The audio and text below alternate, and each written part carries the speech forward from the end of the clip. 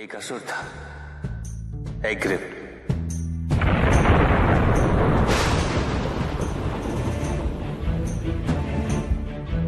एक दिन वो ब्रह्मलोक गया।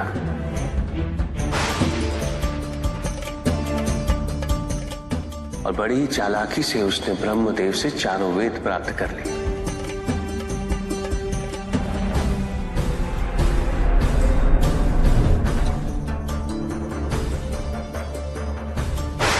और जाके समुद्र में छुप गया।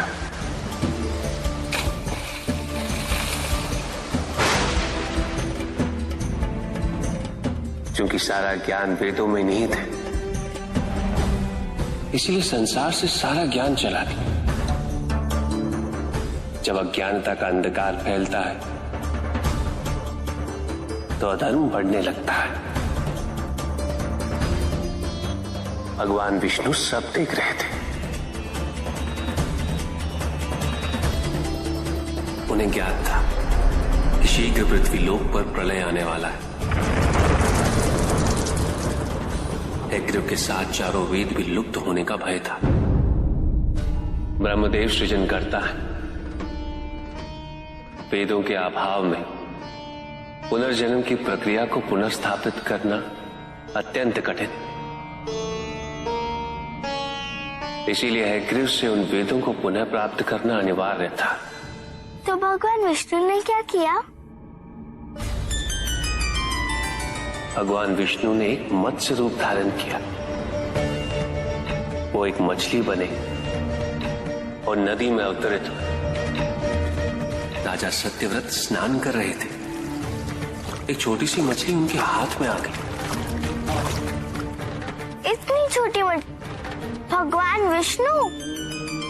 हाँ, राजा सत्यव्रत उस मछली को जल में छोड़ने जा ही रहे थे कि उस मछली ने बड़ी मछलियों का भय जताते हुए उनसे विनती की। उनसे कहा कि वो उसे अपने साथ ले चले। राजा सत्यव्रत अत्यंत दयालु थे। मछली को अपने कमंडल में शरण दे दी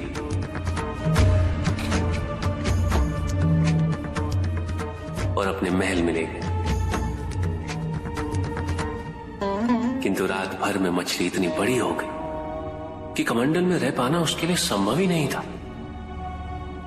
और उसका बड़ा आकार देखने के पश्चात राजा सत्यव्रत ने उसे कमंडल में से निकालकर एक मटके में डाल दिया।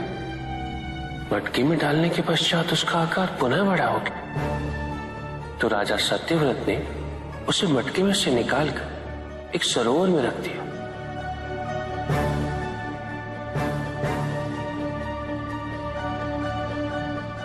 किंतु उस एक ही रात में सरोवर में रखने के पश्चात भी उसका आकार इतना बड़ा हो गया कि उसे नदी में रखना पड़ा। किंतु नदी में रखने के पश्चात भी उसका आकार पुनः बढ़ा हो और इतना बड़ा हो गया कि यदि उसे महासागर में नहीं रखा जाता तो उसकी मृत्यु निश्चित थी। राजा सत्यव्रत उसे महासागर की ओर ले गए।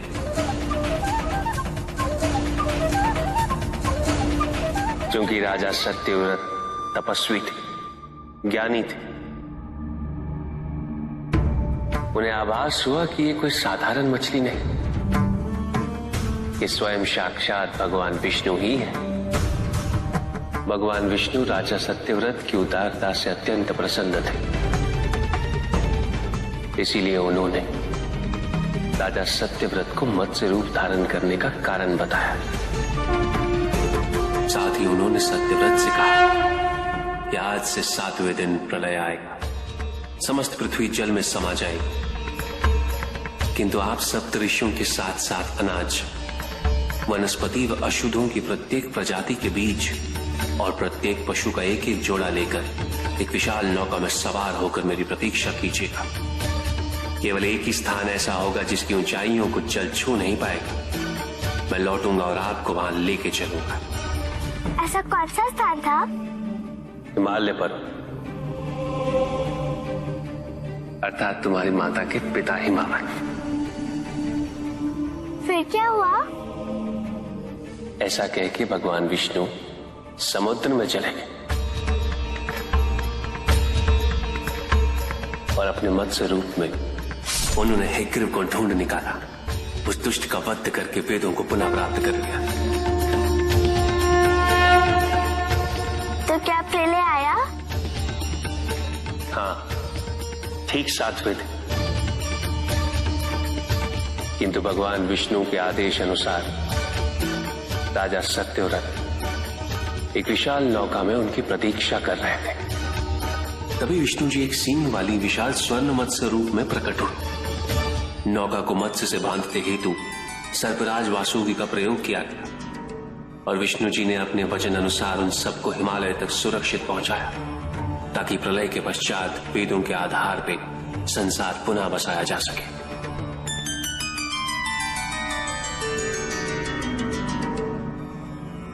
राजा सत्यव्रत मनु कहलाए। मनु अर्थात मानव जाति के प्रणजनक।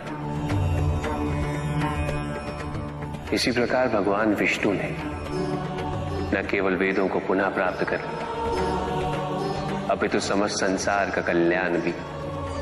अर्थात भगवान हर संकट में अपने भक्तों की सहायता अवश्य करते हैं।